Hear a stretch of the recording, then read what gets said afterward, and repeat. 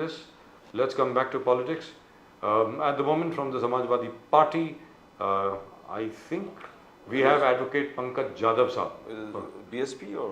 That is from the Bahujan Samaj Party. BSP. Bahujan Samaj Party. Bahujan Samaj Party. Advocate Pankaj Jadhav. Do we have him with us, please? Pankaj Jadhav साहब नमस्कार. Yes, नमस्कार नमस्कार. नमस्कार sir, thank you so much for joining us. बहुत बहुत शुक्रिया आपका join करने के लिए. Thank you. तो सर बहुजन समाज पार्टी के पर्सपेक्टिव से, बहुजन समाज पार्टी के पर्सपेक्टिव से अगर बहुजन समाज पार्टी के चश्मे से देखा जाए तो आपको क्या लग रहा है कि इस चुनाव में क्या होने वाला है, ये बताएं सर. देखिए, अभी फिलहाल तो ये चुनाव पूरे देश में अगर चल रहा है तो एक तरफा होने की ये लोग कोशिश कर रहे हैं बहुजन भारतीय जनता पार्टी. लेकिन अब की बार हमें ये पूरा विश्वास है कि ना कांग्रेस ना बीजेपी इस बार बहुजन समाज पार्टी का हाथी संसद में जाएगा जरूर और नीला झंडा फहराएगा कंफर्म. लेकिन आप तो पहले भी मतलब आपने उत्तर प्रदेश में 10 सीटें जीती थी भाई पिछली बार. अगर आप देखा जाए तो 2019 में मोदी जी की लहर थी, पुलवामा के बाद मतलब इतना ज़बरदस्त ऑलमोस्ट वन साइडेड हो गया था, लेकिन फिर भी बहन जी 10 सीटें लेकर के आई थी. तो इस बार आपको क्या लग रहा है, इस बार क्या होगा सर, कितनी सीटें आएंगी आपकी? देखो, पिछले बार मोदी जी की लहर ऐसा बोल नहीं सकते, लेकिन उन्होंने वो आर्टिफिशियल लहर बनाई थी और उसमें जो चीज हुई आपके सामने है. बहुजन समाज पार्टी का जो वोट है, बहुजन समाज पार्टी का जो बेस है वो 10 के मस्त नहीं हिल पाया. और उस वक्त भी एसपी बीएसपी का जब अलायंस हुआ था उसमें बीएसपी के वोट आए लेकिन एसपी के वोट कन्वर्ट नहीं हुए थे. फिर भी हमारी 10 सीटें वहां पर आई थी. लेकिन अब की बार जो है, अब की बार यूपी में आप अगर देखेंगे तो यूपी में बीएसपी किस लेवल पे काम कर रही है, यहाँ पर डायरेक्ट बीजेपी का सामना बीएसपी के साथ हो रहा है. और हमें भी पूरा विश्वास है कि इस बार अगर यूपी में से 50 से 60 सीट अगर हमारी आती है तो बहन जी के अलावा प्राइम मिनिस्टर का कोई कैंडिडेट नहीं होगा और बीएसपी के अलावा कोई भी यहाँ पर सरकार नहीं बना पाएगा, ये कंफर्म. और दूसरी चीज क्या है कि विदर्भ में भी आपने 10 कैंडिडेट खड़े किए हैं. 10 सीटें विदर्भ में, महाराष्ट्र में, और 10 के 10 कैंडिडेट आपके हैं. वहाँ पे भारतीय जनता पार्टी ये उम्मीद लेके बैठी है कि आपकी वजह से जो दलित वोट है वो पूरा बहन जी की तरफ चले जाएगा, तो कांग्रेस को नहीं मिलेगा, तो कांग्रेस का वोट कटेगा. उनको ऐसा लगता है, वो ऐसे सोच सकते हैं. लेकिन हमारा देखो, हमारा ना बीजेपी ना कांग्रेस, हम राष्ट्रीय पार्टी है. हम एक मिशन को चला रहे, बाबा साहब अम्बेडकर का, फुले साहब अम्बेडकर का मिशन चला रहे. और हमारा ये मिशन पूरे लोगों में, आज जितने बहुजन समाज के लोग हैं, SC ST OBC माइनॉरिटी 85% लोगों को हम रिप्रेजेंट करते हैं. तो आज उतना लोगों में सारा अवेयरनेस है. तो लोग, विदर्भ के लोग भी बहुत भली भांति समझदार है, वो बहुजन समाज पार्टी को वोट करेंगे और वहीं से भी हमारी सीटें आएंगी. तो इसमें कांग्रेस या बीजेपी का हम कुछ बात नहीं कर सकते. और रही बात बीजेपी को फायदा होगा या नहीं होगा, उससे हमें कुछ लेन देन नहीं, ना कांग्रेस का नुकसान होगा, उससे हमारा कोई लेन देन नहीं. हम अपना बेस किस तरह से बढ़ा पाएंगे, हमारे वोट कैसे बढ़ते, हम सीट कैसे निकालते, हम इसलिए लड़ते हैं. क्योंकि बाबा साहब बहुजन समाज पार्टी की प्रेजेंस जो है वो महाराष्ट्र में काफी है, आपकी प्रेजेंस मध्य प्रदेश में भी है, राजस्थान में भी है, उत्तर प्रदेश में तो है ही. तो इन 3 या 4 स्टेट्स में भी अगर आपकी परफॉर्मेंस बहुत अच्छी रहती है तो आपकी वजह से बहुत तकलीफ हो सकती है लोगों को, जहां तक मेरा ख्याल है. हाँ, हमारी अगर परफॉर्मेंस बढ़ती है तो इसकी सबसे ज्यादा तकलीफ कांग्रेस और बीजेपी दोनों को होती है. क्योंकि वो नहीं चाहते कि भारत में बहुजन समाज पार्टी की सत्ता है. क्योंकि जिस दिन भारत में बहुजन समाज पार्टी की सत्ता आ जाएगी और बहन मायावती जी अगर प्राइम मिनिस्टर बनती है तो इनके सबकी दुकान बंद हो जाएगी. क्योंकि बहुजन समाज पार्टी ये law and order, development, administration, सभी चीजों के ऊपर उन्होंने जो परफॉर्मेंस दिया है, बहन जी मुख्यमंत्री के रहते वक्त पूरी दुनिया ने देखा है. उनको आयर लेडी इसीलिए बोला गया क्योंकि उनका परफॉर्मेंस ही उनका मेरिट है. तो यहाँ पर ये बताएं सर, जैसे प्रकाश अम्बेडकर जी हैं, वो ग्रैंडसन हैं बाबा साहब अम्बेडकर के, उनका और आपका मेल तो बहुत अच्छा होना चाहिए ना, क्योंकि आखिरकार वो कहते हैं कि मैं भी बहुजन वंचित अघाड़ी के लिए काम कर रहा हूँ, तो और आप भी उन्हीं के लिए काम कर रहे हैं. तो वो मेल क्यों नहीं हो पा रहा सर? अभी ऐसा है देखिए कि वो उनकी सोच है, उनका अपने तरीके से उन्होंने वंचित बहुजन आघाड़ी अभी 2019 में उन्होंने उसका स्थापना किया हुआ है और उनको चला रहे उस तरह से। लेकिन हमारा राष्ट्रीय पार्टी है, पूरे देश में हमारी पार्टी काम कर रही है, तो उनके बारे में मैं कोई उसके बारे में अब कमेंट्स नहीं देना चाहूंगा। मैं सिर्फ अपनी पार्टी का पक्ष आपके सामने रख सकूँ। Jadav ji, we want to understand from you because कुछ दिन पहले समाजवादी पार्टी के स्पोक्स पर्सन हमारे तो प्रोग्राम में थे, प्रोग्राम में, तब उनका कहना है कि एंटायर उत्तर प्रदेश के इलेक्टोरेट को मालूम है कि a vote to Mayawati is a vote for BJP and पूरे इलेक्टोरेट समझा हुआ है कि they will not vote. Now how do ये जिस प्रकार से उन्होंने कहा कि people the electorate of UP convince हो चुका है कि मायावती जी को सपोर्ट किया या वोट दे दिया तो इनडायरेक्टली बीजेपी को वोट देना है। इज इट ट्रू जादव जी? नहीं, पूरी तरह से ये झूठ है। ये नैरेटिव लोगों में इस तरह से फैलाया जा रहा है कि बीएसपी का वोट मतलब बीजेपी को वोट। एक नैरेटिव है, एक नैरेटिव सेट किया जाता है, उसको स्प्रेड किया जाता है, लोगों में इस तरह से मेंटेलिटी दी जाती है। लेकिन ये सिर्फ उन्हीं लोगों के बीच में है। लेकिन बीएसपी को जानने वाले, बीएसपी के केडर को जानने वाले, जितने बीएसपी को मानने वाले लोग हैं, हमारे ऊपर ये कोई नैरेटिव का असर नहीं होता। ये झूठ प्रचार है, इसमें कोई दम नहीं। एक बात है, बीएसपी को वोट देना मतलब सीधा सीधा फुले शव अम्बेडकर के विचारों को वोट देना। बीएसपी को वोट देना मतलब नए भारत की नींव रखना। बीएसपी को वोट देना मतलब समता, स्वातंत्र्य, बंधुता, इसके लिए वोट देना। और ये अगर भारत के लोग सब समझ जाए उस दिन, वो दिन दूर नहीं कि यहाँ पर जो अभी चल रहा है, असंतुष्टता जो चल रही है, असहिष्णुता चल रही है, वो सब बंद हो जाए। तो मैं नहीं मानता कि ये बीएसपी का वोट मतलब बीजेपी को, ये एक नैरेटिव है और झूठा नैरेटिव। जादव जी, मगर Jadav ji, we want to understand, prime minister Modi कह रहा है कि जितने ओबीसी समाज, जितने दलित समाज, उनको जितने योजनाओं से जोड़ा है मोदी जी ने, अराउंड 80 करोड़ लोगों को मुफ्त राशन देना, जन मन योजना के माध्यम से जितने ट्राइबल्स है, आदिवासी फंडिंग करके उनको मेन स्ट्रीम में लेके आने के लिए जो मोदी जी ने अलग अलग स्कीम्स है, बोले ओबीसी, विश्वकर्मा समाज, उनको जोड़ने के लिए 13,000 करोड़ का बजट जो मोदी जी ने सैंक्शन कर दिया है। तो मोदी जी का कहना फार्मर्स, किसान के लिए किसान सम्मान, तो इस ऐसे स्कीम्स में जो लाभार्थियां डायरेक्ट बेनिफिशियरी ट्रांसफर करें 35,000 करोड़ के ऊपर, तो how do you see it? कैसे आप कॉम्बैट कर सकते हो? Modi ji also has reached out to people. Jadav ji, Modi ji ने अगर ये बताया है कि 80 करोड़ लोगों को मुफ्त में राशन दिया है, तो उन्होंने आंकड़े तो बताए, लेकिन किस किस को दिया वो सब नहीं बताया, तो सिर्फ भाषणों में अपनी ये सब बता दे। तो मैं ये मानता हूँ, हमारी पार्टी भी ये मानती है, और बहन कुमारी मायावती जी ने अपने भाषण में भी इसके बारे में डिटेल बताया कि 80 करोड़ लोगों को आपने राशन, मुफ्त में राशन दे रहे हो, मतलब 80 करोड़ लोगों को, देश के 80 करोड़ जनता को आपने मजबूर कर रखे है मुफ्त के राशन के लिए, भिखारी बना के रखा है। इसका मतलब ये डायरेक्ट होता है कि उनको कोई रोजगार नहीं है, उनको कोई एजुकेशन नहीं है, उनको कोई एम्प्लॉयमेंट या कोई चीज मिल नहीं रही, मुफ्त के राशन में जीने के लिए मजबूर है जनता।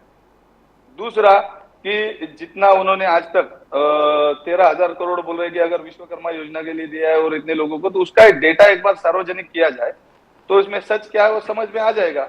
और रही बात, इतनी योजनाएं चला रहे, ये सारी की सारी योजनाएं बहन कुमारी मायावती जी ने उनके मुख्यमंत्री रहते, ये छोटी बच्चियों के लिए हो या फिर देश के, मतलब स्टेट के हर एक नागरिक के लिए कितना बेनिफिट, ऐसी दुनिया भर की योजनाएं थी, वो as it is copy paste यहाँ पर कर रहे और वही नाम बदलकर इन्होंने देश में वो चलाने की कोशिश की है।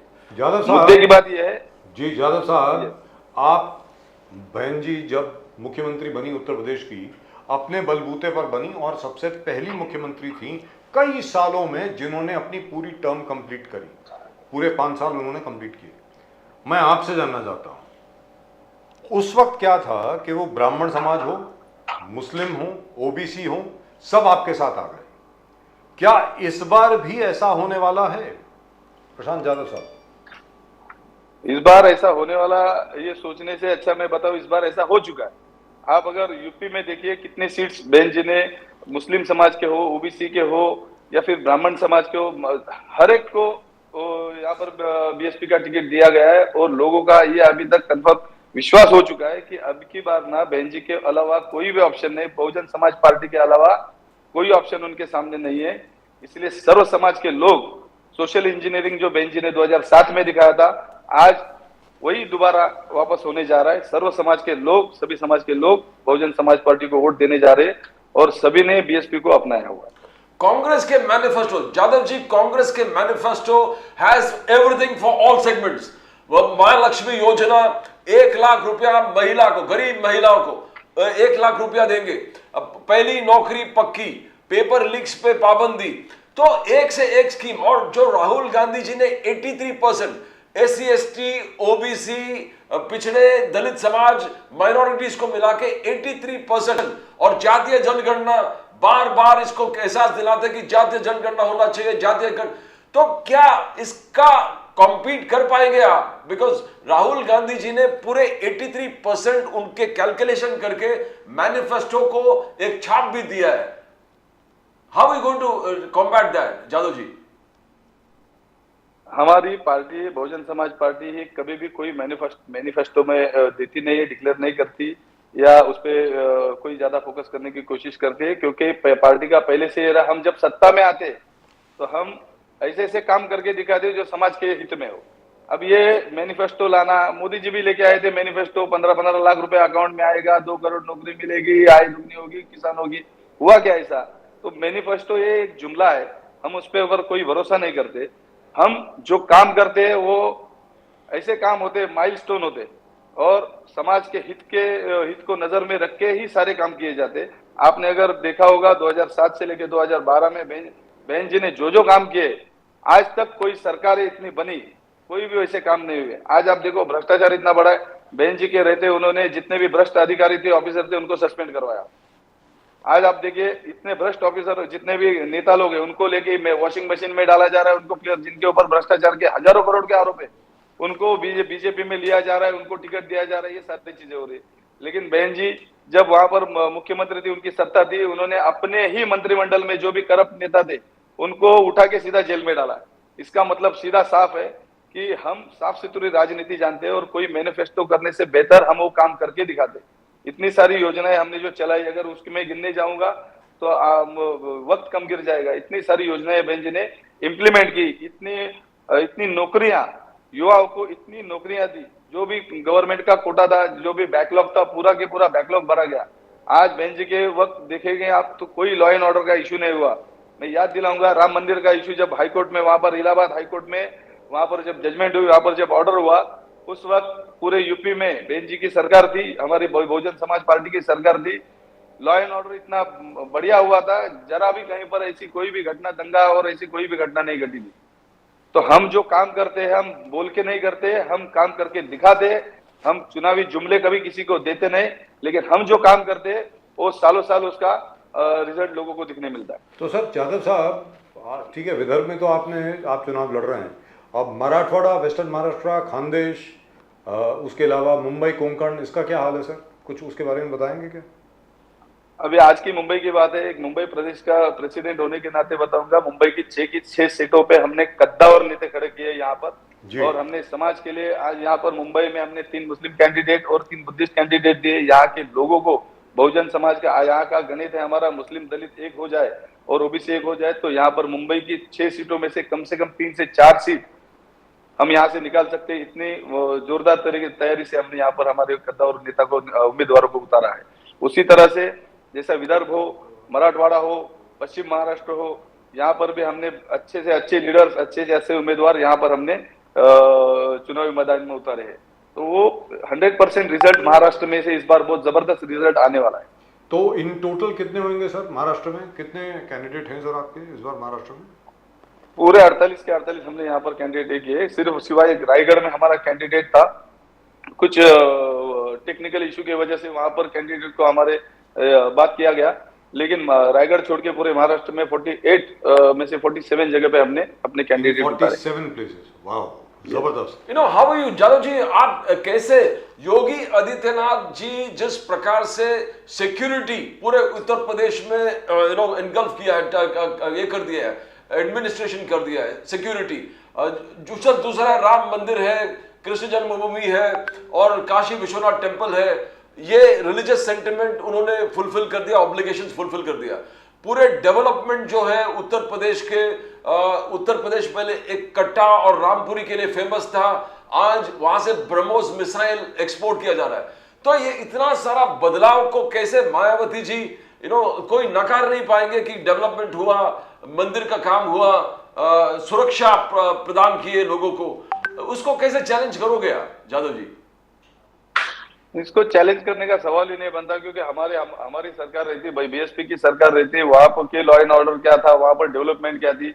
आज उत्तर प्रदेश की आइडेंटिटी सिर्फ राम मंदिर की वजह से नहीं है। राम मंदिर बनने के पहले वहां पर बाबा साहब आम्बेडकर पार्क यहाँ पर इतना बनाया गया, यूपी में इतने चेंजेस कर दिए। लखनऊ में आप अगर जाएंगे, आज भी जाएंगे, तो आपको पता है कि लखनऊ में बहन जी ने क्या क्या बनाया। पूरे उत्तर प्रदेश में बहन जी ने इतने पावरफुल सड़कें, रास्ते इतने बनाए, जहाँ पर फाइटर जेट उतारे जाते हैं, ऐसे वहां पर सड़कें बनाई। तो ये डेवलपमेंट जो है, बेसिक जो डेवलपमेंट से बहन जी ने किया, वहां पर स्कूल कॉलेज, देखो मंदिरें बनी, यहाँ पर कुछ विजिट करने के लिए जो चीजें बनी, उससे डेवलपमेंट नहीं होता। अगर डेवलपमेंट होना है तो वहां पर स्कूल बनने चाहिए, हॉस्पिटल्स बनने चाहिए, कॉलेजेस बनने चाहिए। डेवलपमेंट हो तो एम्प्लॉयमेंट वहां पर क्रिएट करने चाहिए, 2-4 कंपनी वहां पर बनाई, वहां पर डेवलपमेंट होगा, ऐसा नहीं होता है। बेसिक है एजुकेशन और एम्प्लॉयमेंट। ये अगर वहां पर अगर फुल पीक है तो आप बताइए कितने कॉलेजेस यूपी में बनाए गए, कितने एम्स, कितने हॉस्पिटल्स कितने बनाए गए, कितनी सड़कें बनाई गई है। गिने चुने अगर कुछ देखेंगे तो वही छोड़ के वहां पर यूपी में कुछ डेवलपमेंट नहीं है। और रही बात लॉ एंड ऑर्डर की, तो एक विशिष्ट समुदाय को टारगेट करके उनके ऊपर बुलडोजर चलाया जाता है। और अगर उसको आप जो लॉ एंड ऑर्डर कहेंगे तो मैं इसको नहीं मानता।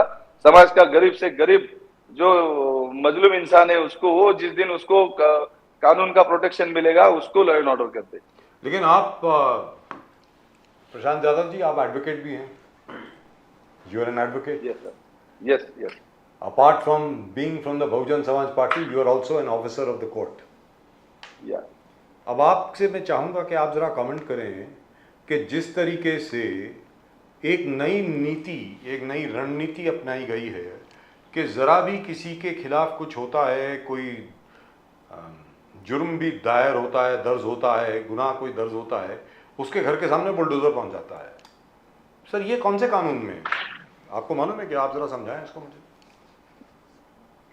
देखिए, बहुत सही सवाल आपने पूछा है, और बहुत मैं आपका इसलिए भी धन्यवाद देता हूं कि ये इसी सवाल के माध्यम से मैं आपके माध्यम से सभी आपके दर्शकों को ये बताना चाहूंगा कि यही चीज है कि सरकारें जो होती है वो अपनी पावर का कैसा मिसयूज करती है, इसका ये जीता जागता नमूना, ये जीता जागता उदाहरण है। इस सरकार को कोई अधिकार नहीं कि किसका घर पे बुलडोजर घुमाया जाए। आप सरकार है, आपने अगर किसी के ऊपर क्रिमिनल केस दर्ज की तो उसके ऊपर क्रिमिनल एक्ट के हिसाब से, वो सीआरपीसी के हिसाब से प्रोसीजर करो, उसको जो भी सजा देने है, आप जितने भी आपके पास सबूत है कोर्ट के सामने लेके जाइए। कोर्ट उसको जो भी डिसाइड करेगी, उसको बाइज्जत बरी करना है या उसको गिल्टी करके उसको सजा देना है, ये कोर्ट का अधिकार है। लेकिन अभी यहाँ पर जो यूपी में हो रहा है, ये जिस तरह से बुलडोजर लोगों के घरों पे घुमाए जाते हैं, ये कोर्ट का काम आजकल सरकार ने अपने हाथ में लिया है। और इसके ऊपर सुप्रीम कोर्ट में भी बहुत सारी इनके ऊपर इनको सुनाया गया है। सुप्रीम कोर्ट ने भी इनको बहुत सारी टिप्पणियां की है, क्योंकि किसी का घर बुलडोजर घुमाना है तो इसके लिए कोई प्रोसीजर है, कोई कानून है, सिविल प्रोसीजर कोड है। अगर वो डिमोलिश करना है तो पहले वो इलीगल कंस्ट्रक्शन है तो उसको पहले इलीगल साबित करो, फिर एक प्रोसेस के हिसाब से उसको डिमोलिश करो। ये बहुत लंबी प्रोसीजर होती है, और उसमें जिसका इलीगल स्ट्रक्चर है या लीगल है या इलीगल है, उसको भी एक मौका दिया जाता है अपनी बात रखने का कोर्ट में। तो अगर दोनों तरफा ये बोलते हैं नेचुरल जस्टिस का पार्ट है ये। और अगर नेचुरल जस्टिस को आप मानते हो, यानी कॉन्स्टिट्यूशन ने नेचुरल जस्टिस के तहत दोनों भी साइड सुनने के बाद में फैसला करने का ये कोर्ट को अधिकार दिया गया है। लेकिन अभी क्या गया है कि इन्होंने ओवरराइड किया है, इन्होंने कोर्ट के जो पावर्स को ओवरराइड करके खुद ये डिसाइड करके किसका घर तोड़ना है, और नाम और जात और धर्म पूछ के अगर बुलडोजर घुमाए जा रहे हैं, मतलब ये सीधा संविधान का हनन है। संविधान ने दिया हुआ जो अधिकार है और नेचुरल जस्टिस है, उनको सीधी तरह से लताड़ा जा रहा है, और ये एक तरफा एकाधिकारशाही चलाई जा रही है। इसीलिए संविधान ने ये जो हमें अधिकार दिए, आर्टिकल 32 सुप्रीम कोर्ट में जाने का और आर्टिकल 226 ये वहां के हाई कोर्ट में जाके, इस तरह से सरकार अगर आपके विरोधात कुछ काम कर रही है, सरकार आपके अगर फंडामेंटल राइट का हनन कर रही है, तो फंडामेंटल राइट्स को अगर वायलेट कर रही है, तो आप उसके खिलाफ जाके सुप्रीम कोर्ट या हाई कोर्ट में जाके जस्टिस मांग सकते। वो सिर्फ इसीलिए प्रावधान किया गया कि अगर सरकार अपनी मिसयूज करे। प्रशांत यादव जी, सॉरी, इसी पर एक और सवाल पूछ रहा हूं आपसे, माफ कीजिएगा। अगर इस किस्म की चीज हो रही है, और हो रही है सबके सामने, आपके सामने भी है, मेरे सामने भी है।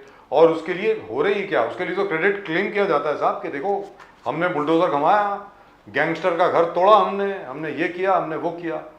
तो मैं आपसे जानना चाहता हूं, तो कानून की किताब जो अभी आपने मेंशन करी, सिविल प्रोसीजर कोड है, क्रिमिनल प्रोसीजर कोड है, वो सबको बंद करके हम लोग अलमारी में बंद कर देते हैं, फिर क्या है उसमें, क्या मतलब हुआ उसका, फिर ये बताएं। हाँ, तो यही चीज है, पूरे देश को ये चीज अभी समझ में आ चुकी है कि इस तरह से कुछ अपने लोगों को खुश करने के लिए, क्योंकि इनका जी। एक प्रोपेगेंडा है कि अपने लोगों को खुश करने के लिए इन्होंने सीधे सीधे हिंदू मुसलमान ये सीधा सीधा ये कर दिया इलेक्शन के वक्त, या अपने चुनावी मुद्दा, अपना एजेंडा लेके जाने के वजह, मतलब वो आगे लेके जाने के हेतु से ये सारी चीजें करते हैं लोग। कुछ अपने लोगों को खुश करने के लिए एक विशिष्ट समुदाय को इस तरह से ट्रीट किया जाता है, और उसके ऊपर एक तरफा एक्शन, मतलब आपके पास पावर है तो उसका मिसयूज करो, और ये अपने लोगों को खुश करने के लिए सारी चीजें की जाती है कि अपना चुनावी उल्लू सीधा की जाए, उसका बेनिफिट उठाया जाए। तो जादव लेकिन ये इलीगल है। साहब, इसमें तो कोर्ट को बहुत स्ट्रिक्ट एक्शन लेना चाहिए, आपको लगता नहीं है? कोर्ट अभी को तक स्ट्रिक्ट वो एक्शन लेना स्ट्रिक्ट चाहिए, एक्शन मैंने देखा नहीं। क्योंकि आपने देखा हुआ है, पूरे देश ने देखा हुआ है कि इतिहास में पहली बार ऐसा हो चुका है कि इतिहास में अभी कैसा इसके पहले कभी नहीं हुआ था। इसके पहले भी इमरजेंसी होती, इमरजेंसी में भी सुप्रीम कोर्ट ने और जुडिशियरी ने जुडिशियल एक्टिविज्म के एग्जाम्पल सेट किए, जुडिशियल एक्टिविज्म के एग्जाम्पल दुनिया को दिखाए, इंडिया में ये सब दिखा दिए। अभी सुप्रीम कोर्ट के सिटिंग जजेस वहां पर नीचे आके प्रेस कॉन्फ्रेंस लेके बोल रहे हैं कि यहाँ की डेमोक्रेसी खतरे में।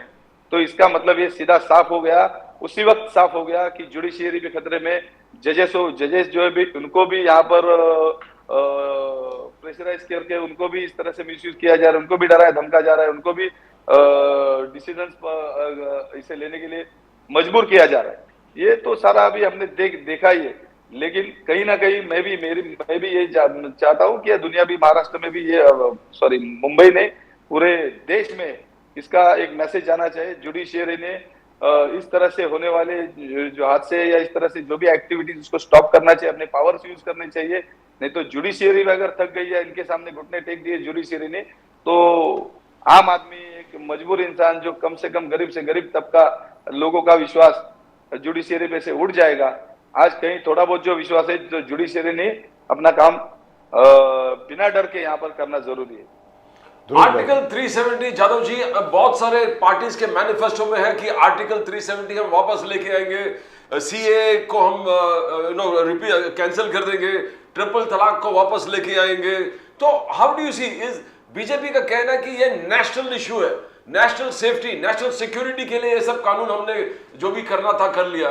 But if you are having some political parties having this in the agenda कि आर्टिकल 370 वापस लेके आएंगे, how do you see that?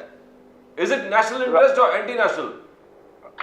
Article 370 हो या जितने भी बिल बीजेपी ने पास किए, एक पार्लियामेंट्री प्रोसीजर है। ये पार्लियामेंट्री प्रोसीजर में जिनके पास बहुमत होता है वो अपने हिसाब से बिल मंजूर कर लेते, बिल पास कर लेते। बीजेपी ने भी उसी तरह से मैंने बोला ना कि इसके पहले कि अपने लोगों को खुश करने के लिए या अपने जो भी